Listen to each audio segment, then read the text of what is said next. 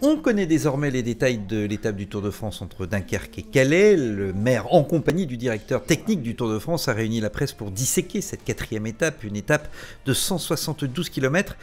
Une étape qui ne manquera pas de piquant avec de nombreux monts à gravir et une épreuve ultime, le Cap Blanc-Nez, avant l'entrée dans la cité des Cibourgeois.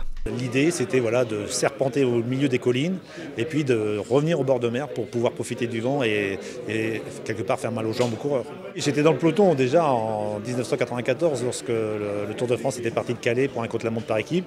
J'étais dans l'équipe du maillot jaune, l'équipe de Chris Borman, et ça reste un souvenir marquant de ma carrière, un peu douloureux quand même parce que ces côtes dans les collines m'avaient fait bien mal, mais j'en garde quand même plutôt un beau souvenir. Au niveau sportif, c'est sûr qu'on va proposer une étape piégeuse. Les leaders ne sont pas à l'abri de prendre une cassure et de perdre 30, 40 secondes, une minute.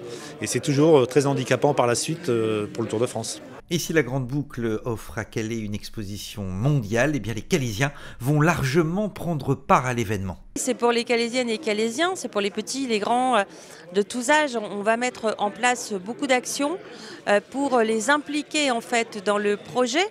On sait déjà qu'on aura des actions dans les écoles sur la sensibilisation en fait de l'apprentissage et puis des opérations qui vont rythmer en fait l'année, donc entre le 1er janvier et le mois de juillet. Donc on va avoir cet été en fait le lancement de notre saison touristique avec l'arrivée du Tour de France, mais qui sera précédé de différents événements qui vont être mis en œuvre par les Calaisiennes et les Calaisiens.